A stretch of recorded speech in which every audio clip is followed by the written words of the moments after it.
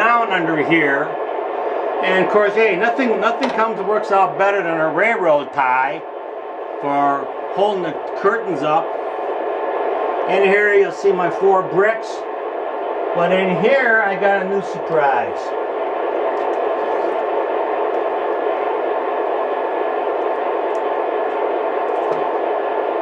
And get this a little bit untangled here. But this is the track interface unit put up by Mike's, DCS, and I got everything here labeled what I plan on doing. Alright, one final look up close. This is my track 2, track 1, track 4, track 3, and these are all on the input side. It means it goes right to the ZW. And then when I talk to the tech support line, I'm going to read to you what they said about this. And here's what they said about hooking up these wires. Inner handles on the ZW, go to the variable in the voltage on the TIU. So it's the inner handles of your ZW go to the variable voltage. So the variable voltage is marked here, variable here and variable here. So that's my track 2 and track 3. Those are the inner handles. So once again, you can see here it says variable, hopefully on the TV there, and over here is variable. What they're looking for from tech support. Now this is on the output side. Track 3, which is down here at the end, that is going to a variable, and track 2, which is down on the end, will go to a variable. And then the fixed is track 1 and track 4, and that will be going to the track on this side of the TIU. And there's one more wire they sneak in here, which I label as a D wire.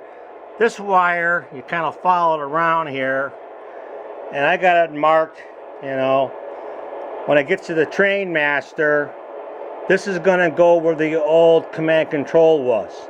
There's a nut there, and this is going to go on there. And this part here plugs into the train master control. They said just remove the old one and just let it dangle. Don't do anything to it.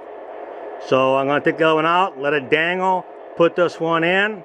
I got this one here, and the only thing I've noticed, which is kind of a setback, is that these locking screws will not go all the way in to make a secure fit. But they claim it shouldn't really matter. You get down there, probably what comes with the kit is the book. It's quite in-depth, a lot of photographs, it's really well organized. Comes with a DVD you can play. And then for my connecting the wires, I use these connectors here and these champ tools to crimp things together. See, different sizes. Now, for example, I use these round ones on the Lionel transmitter, or Lionel transformer, because they can go on. On the Mike's DCS system, these round ones won't work because the screws don't come off, so you have to use these horseshoe shaped ones. So you get a good connection this way. You just don't want to wrap wires around a post. And then as far as the wires go, this here is a 20 gauge wire. This I use for lighting buildings and light accessories. This is probably the most important wire you're going to be using on your layout. This is 14 gauge, and you can get this at Home Depot. There's people selling it on Amazon. Man, you can get anything on Amazon. In fact, you even can get this DCS system on Amazon. And then over here is the same thing. Flip it over, and it's in black. And both of these things I picked up at Home Depot. And the last one is doorbell wire. This is good for, same thing for lighting buildings, light accessories. Alright, this is the instruction manual from Mike's. And basically you follow the little drawings and take a peek up here. You can see how I did this. The first box is the Lionel Train Master, and the wires that are going from that to the DCS, and then that's a brick.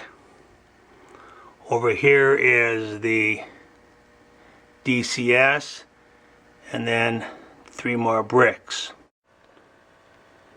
Right, here's the controller, and it's really hard, to see this on a TV set, but they have a little button here you can push that gives it like a backlighting, lights it up better. That may or may not help you guys be able to see this. But right now I have programmed in engine number 4 to run, which stands for DT&I, which is Detroit, Toledo, and Ironton. So let's see if we've done this right. Let's take this train for a ride. So I'm going to put the controller down, or kind of walk over to where the engine is, and maybe we can do this one-handed. Follow this around.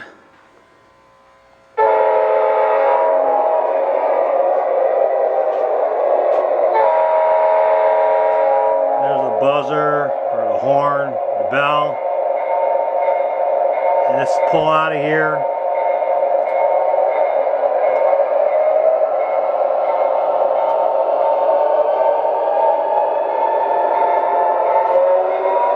And once again, I'm controlling this with the new system for mics. So far, I'm really impressed with this. It kind of gives the layout a new challenge. After a while you get into a rut and your layout is never done. There's always something more you can do to it. So right now we're going through the downtown area, the layout.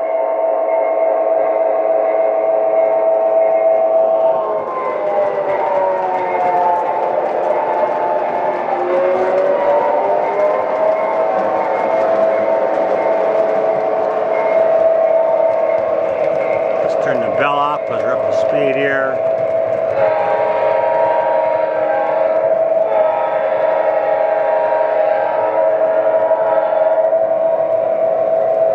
And we'll take this down and watch it go into the tunnel.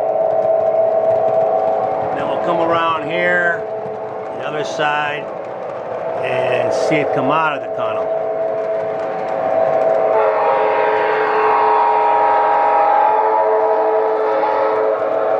Once again, I'm controlling all this with the DCS system from mics.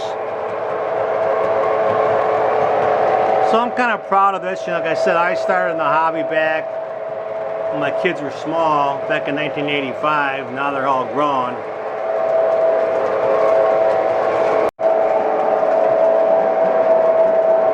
Okay, right now we're by the Amtrak. And it's really hard to do this one-handed, so I'll hit engine here, and it's already on the Amtrak. Let's test the horn out. So hopefully you can see it in the screen. Amtrak. The 2 is the old number that was on the Lionel system on my cab 1 controller. Let's give it some throttle. Get the bell going. And we are now moving out.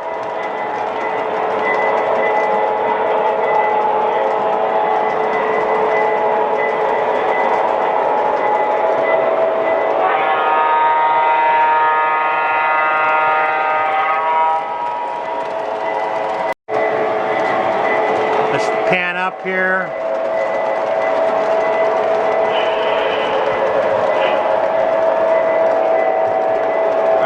Check the horn out. I got the horn. And let's pull out the Union Pacific. Get a little bit of bell.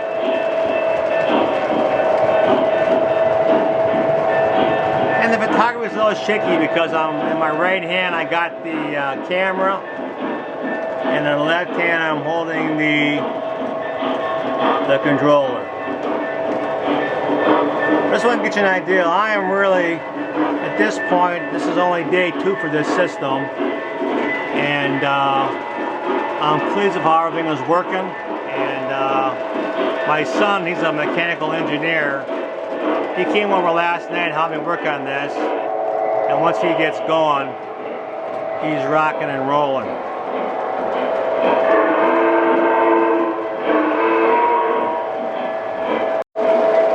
So now we have 3 out of the 4 trains running, and we'll get one more going, and we'll have all 4 main lines working. The last train I gotta get going will be the Northern Pacific. Once again, I'm working one-handed. I'm going to hit on the controller engine, and you scroll through here, and I'm going to look for the Northern Pacific.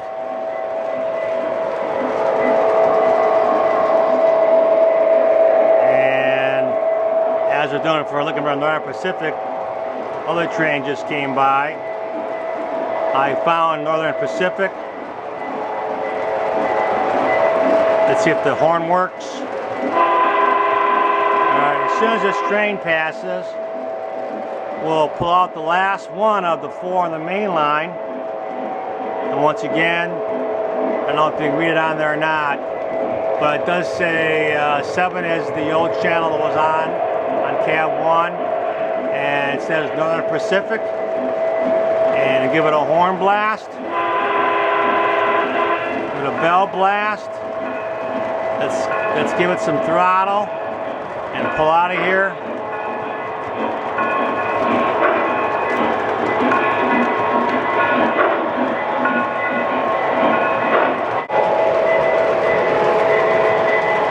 So I think you got the idea here. There's the controller. I got it working, and it took some doing. But last night the wives came over. My wife and my daughter-in-law, the ladies made dinner for us. We had Mexican food, which is always good. After dinner, myself and the son went down to the basement. We probably worked from about probably 6:30 p.m. to midnight and got it all done in one evening.